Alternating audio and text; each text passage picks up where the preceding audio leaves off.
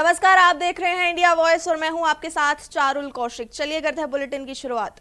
खबर पश्चिम बंगाल के बालागढ़ हुगली से है, जहां केंद्रीय गृह मंत्री अमित शाह का बड़ा बयान सामने आया है। एक जनसभा को संबोधित करते हुए उन्होंने कहा कि पहले चरण का मतदान लगभग पूरा हो चुका है और आगामी चरणों में भाजपा को व्यापक समर्थन मिल रहा है। उन्होंने दावा किया कि भाजपा पूर्ण बहुमत के साथ सरकार बनाएगी। अमित शाह ने मतदाताओं से 29 तारीख को कमल के निशान पर वोट करने की अपील की।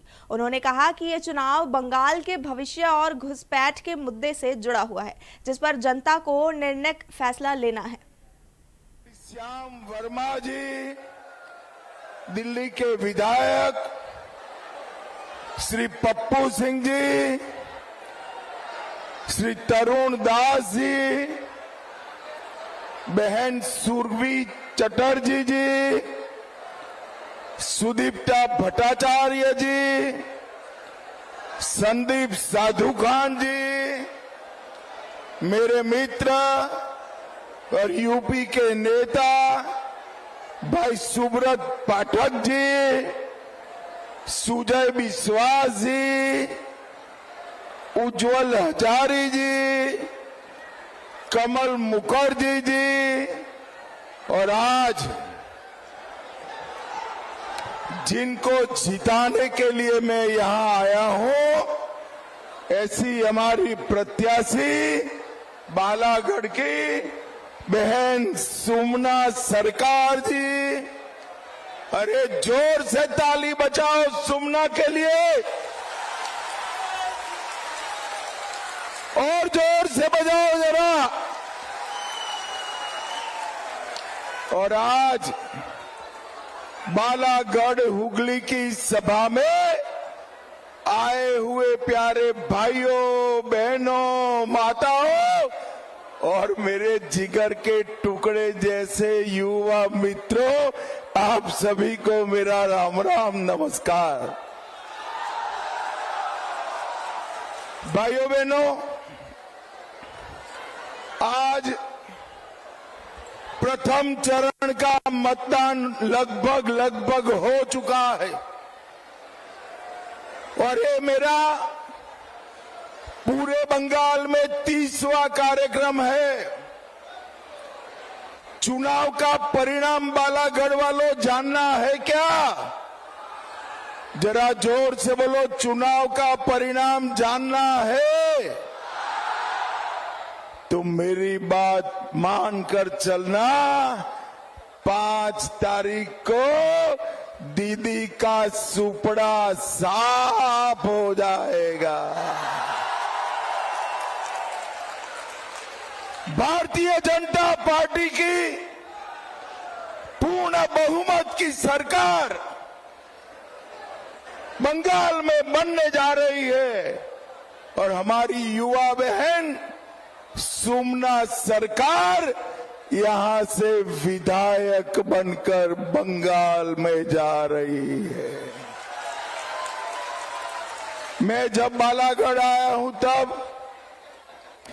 माता सिद्धेश्वरी मंदिर, आनंदमयी काली मंदिर, बूढ़ो शिव मंदिर, श्री विश्वहरी माता मंदिर, धर्मराज महादेव मंदिर और गुप्त वृंदावन मंदिर को प्रणाम कर कर मेरी बात की शुरुआत करना चाहता हूं। मैं महान नेता और धर्म उपदेशक श्री हरिचंद ठाकुर, श्री गुरुचंद ठाकुर और बोरो माँ को भी प्रणाम कर कर मेरी बात की शुरुआत करता हूं। उत्तर प्रदेश माध्यमिक शिक्षा परिषद यानी कि यूपीएमएसपी ने 10वीं और 12वीं के नतीजे आखिरकार घोषित कर दिए हैं, जिसका लाखों छात्रों को लंबे समय से इंतजार था। इस परिणाम के साथ ही छात्रों की मेहनत का फल सामने आ गया है। यूपी बोर्ड हाई स्कूल परीक्षा 2026 में कई छात्रों ने शानदार प्रदर्शन किया है। द्वितीय स्थान पर अदिति ने 97.50 अंक हासिल किए हैं। वहीं तृतीय स्थान पर अर्पिता ऋषभ साहू और परी वर्मा ने 97.33% अंक प्राप्त कर उत्कृष्ट प्रदर्शन किया। इन सभी विद्यार्थियों ने बोर्ड परीक्षा में बेहतरीन सफलता हासिल कर अपने अपने स्कूल और जिले का नाम रोशन किया है।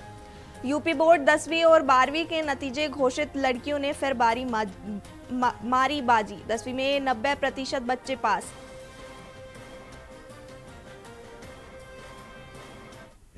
माध्यमिक आदरणीय महेंद्र देव जी मंचा सिंह हैं, जिनके सतत मार्गदर्शन और कुशल नेतृत्व में बोर्ड परीक्षाओं का यह आयोजन संभव हो सका है। मैं आदरणीय सभापति जी का हार्दिक स्वागत करते हुए सादर अनुरोध करता हूं कि वर्ष 2026 की बोर्ड परीक्षाओं के परीक्षाफल की विधिवत घोषणा करने का कष्ट करें। परीक्षा की सफलता का दिन है। जिन्होंने इस प्रतिष्ठित परीक्षा में प्रतिभाग किया, मैं शिक्षा विभाग के उन सभी समर्पित अधिकारियों, केंद्र व्यवस्थापकों, कक्ष निरीक्षकों, कर्मचारियों तथा परीक्षा से जुड़े हुए सभी विभागों। मुंबई महाराष्ट्र से बारामती उपचुनाव को लेकर सियासी हलचल तेज हो गई है। एनसीपी सपा के प्रदेश अध्यक्ष शशिकांत शिंदे ने कहा कि अजीत पवार के निधन के बाद हो रहे इस उपचुनाव में लोगों की भावनाएं स्पष्ट रूप से उनके साथ जुड़ी हुई हैं। उन्होंने कहा कि आज भी बारामती के हर वर्ग के लोगों में अजीत पवार के प्रति गहरा लगाव और सम्मान है। बड़ी संख्या में लोग उन्हें श्रद्धांजलि देने के लिए एकजुट हो रहे हैं। शिंदे ने अपील की कि इस चुनाव में सुनेत्रा पवार को भारी मतों से विजयी बनाकर अजीत पवार को सच्ची श्रद्धांजलि दी जानी चाहिए। बारामती उपचुनाव में भावनाओं का सहारा, शशिकांत शिंदे का बड़ा बयान। अजीत पवार के देहांत के बाद पहला उपचुनाव हो रहा है और मेरे ख्याल से लोगों में आज भी उनके ऊपर एक भावना जो है प्रेम की भावना है और वो लोग उसी तरीके से उनको प्यार करते हैं। और पवार साहब, सुप्रिया ताई से लेके रोहित पवार से लेके सब लोगों ने, पूरी बारामती के सब लोग हर पक्ष के एकजुट होके अजीत दादा को श्रद्धांजलि देते समय उन्होंने ऐलान किया है कि चुनाव में सुनेत्रा पवार जो है हमारी, उनको वोट ज़्यादा से ज़्यादा देना चाहिए। अभी वोट का जो है यहाँ पे तापमान जरा ये हुआ होने के बाद वोटिंग चालू है, 10-15% हुआ है। मेरे ख्याल से चुनाव अच्छा होगा और सुनेत्रा ताई। सूरजपुर जिले के वनांचल क्षेत्रों में विकास की नई रोशनी फैलने जा रही है। प्रदेश के मुख्यमंत्री विष्णुदेव साय के नेतृत्व में राज्य सरकार दूरस्थ इलाकों के विकास को गति दे रही है। इसी कड़ी में महिला एवं बाल विकास तथा समाज कल्याण मंत्री लक्ष्मी राजवाड़े के विशेष प्रयासों से भटगांव विधानसभा क्षेत्र के चांदनी बिहारपुर इलाके के दर्जनों गाँव और टोलों के विद्युतीकरण को मंजूरी मिल गई है। Chhattisgarh state power distribution company limited ने तकनीकी स्वीकृति देते हुए कार्य के आदेश जारी कर दिए हैं, जिससे इन क्षेत्रों में पहली बार बिजली पहुंचने का रास्ता साफ हो गया है। इस योजना के तहत कोल्हुआ, महुली, करोटी, चोंगा सहित कई गांवों और उनके आश्रित टोलों में बिजली विस्तार किया जाएगा। इसके अलावा कछवारी, खैरा, नवडिहा और कछिया जैसे क्षेत्रों में विद्युतीकरण का कार्य होगा। आज़ादी के बाद पहली बार इन इलाकों में नियमित विद्युत सुविधा उपलब्ध कराई जाएगी, जिससे शिक्षा, स्वास्थ्य, रोजगार और दैनिक जीवन में व्यापार सुधार की उम्मीद है। ग्रामीणों के जीवन स्तर में इस पहल से बड़ा बदलाव आने की संभावना जताई जा रही है।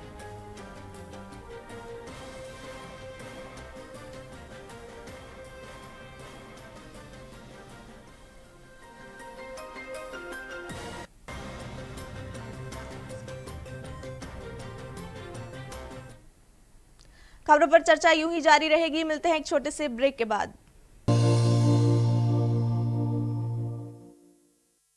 ब्रेक के बाद एक बार फिर से आप सभी का स्वागत है। चलिए बढ़ते हैं अगली खबर की ओर। जमशेदपुर के चर्चित अधिवक्ता अनिल तिवारी ने झारखंड स्टेट बार काउंसिल के चुनाव में जीत हासिल की है। इस चुनाव में कुल 25 सदस्य चुने जाते हैं। चुनाव 12 मार्च को हुआ था और मतगणना 20 मार्च को शुरू हुई थी। जीत के बाद अनिल तिवारी ने कहा कि अब उनका मुख्य प्रयास अधिवक्ताओं की सुरक्षा कानून को लागू करवाने पर रहेगा। उन्होंने बताया कि पिछली बार भी वे बार काउंसिल में सदस्य थे, लेकिन इस मुद्दे पर सफलता नहीं मिल सकी। इस बार वे पूरी ताकत के साथ इस महत्वपूर्ण मुद्दे को आगे बढ़ाएंगे। अनिल तिवारी का कहना है कि अधिवक्ताओं की सुरक्षा सुनिश्चित करना और उनके अधिकारों की रक्षा करना प्राथमिकता होगी, ताकि न्याय व्यवस्था में संतुलन और सुरक्षा बनी रहे।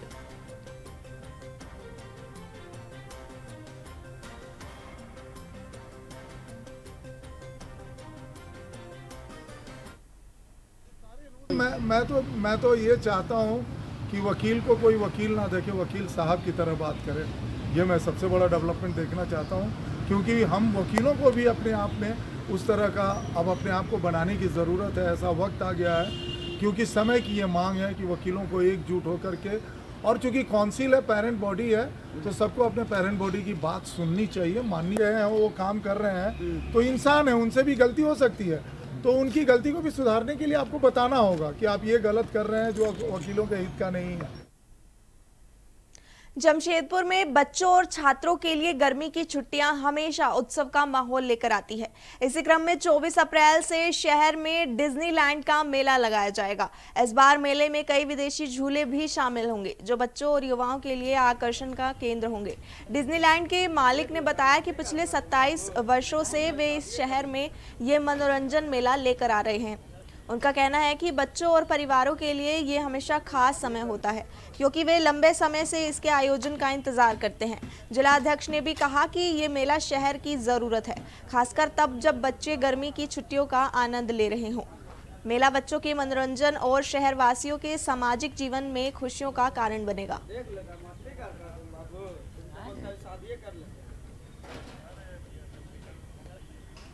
चित्तूर लेके आ रहे कई वर्षों से लगातार। वो एक तो हमारा, आप कहने के लिए तो बिजनेस है या जो भी बोलेंगे, लेकिन यहाँ के लोगों के लिए हम एक ही कैंपस में खरीदारी के लिए, खाने पीने के लिए, एंजॉय के लिए, मनोरंजन के लिए भी सारा सामान लेके आते हैं। अब यहाँ पे एक ही कैंपस में आप गोलगप्पा भी खा सकते हैं, आइसक्रीम भी खा सकते हैं, घर का सारा सामान भी खरीद सकते हैं। बेडशीट है, जूते हैं, चप्पल हैं, बैग है, फर्नीचर्स हैं, साड़ी हैं, सूट्स हैं, चप्पल हैं। इसके साथ साथ बच्चों के लिए यहाँ पे ईश्वरी जलपरी लेके आए हैं, जो काफ़ी आकर्षण का केंद्र होगा। इसके बाद नई झूला लेके आए हैं, जो रेंजर झूला है, ऑक्टोपस झूला है, जो हमें उम्मीद है कि यहाँ के लोगों को काफ़ी पसंद आएगा। तकरीबन हमारा 27 साल, 27 ईयर्स। कहते हैं कि यहाँ के लोगों में काफ़ी, जैसे जैसे दिन हमारा ज़्यादा होता जा रहा है, एक्सपीरियंस बढ़ रहा है, और यहाँ के लोगों में देखते हैं काफ़ी। मथुरापुर दक्षिण 24 परगना से प्रधानमंत्री नरेंद्र मोदी ने जनसभा को संबोधित करते हुए टीएमसी पर तीखा हमला बोला। उन्होंने कहा कि टीएमसी और अन्य दलों का महिला विरोधी चेहरा एक बार फिर सामने आया है। पीएम मोदी ने संसद में 33% महिला आरक्षण बिल का जिक्र करते हुए आरोप लगाया कि टीएमसी ने इसके खिलाफ वोट देकर बंगाल की महिलाओं के अधिकारों को नुकसान पहुंचाया। उन्होंने कहा कि यह केवल राजनीतिक मुद्दा नहीं, बल्कि माताओं और बहनों के सम्मान का प्रश्न है। प्रधानमंत्री ने जनता से अपील की कि वे इस कथित अन्याय का जवाब वोट से दे। मथुरापुर में पीएम मोदी का हमला, टीएमसी पर महिला विरोधी होने का आरोप, 33% आरक्षण पर सियासत तेज।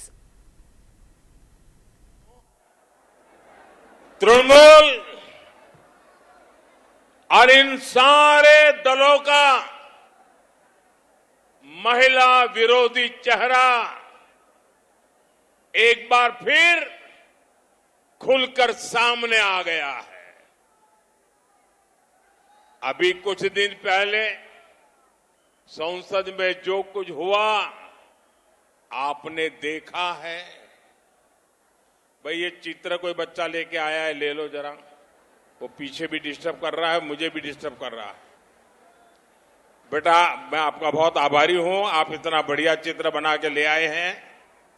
ये छोटी बच्ची साथ में है,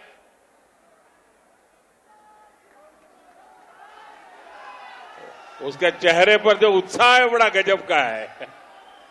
इतनी प्यारी बच्ची है ये, वाह। उसके चेहरे पर जो उमंग है वो बड़ा अद्भुत है। थैंक यू बेटा, थैंक यू। अगर तुम्हारा नाम होगा तो मैं नाम चिट्ठी तुम्हारा नाम लिखूंगा। बहुत प्यारी बच्ची है। साथियों, बीजेपी सरकार 2029 के लोकसभा चुनाव से महिलाओं को 33% आरक्षण का प्रस्ताव लेकर संसद में आई थी, लेकिन टीएमसी ने इसके खिलाफ वोटिंग की। टीएमसी ने बंगाल की महिलाओं का हक छीन लिया। माताओं बहनों, बंगाल मां दुर्गा को पूजने वालों की धरती है। टीएमसी ने यहां महिलाओं के सम्मान को जो ठेस पहुंचाई है, उनके ऊपर जो अत्याचार हुए हैं, आपका एक वोट इसका हिसाब करेगा। अब अन्याय नहीं सहना है, बहुत हो चुका। 15 साल तक जुल्म करते रहे, अब नहीं चलेगा। आर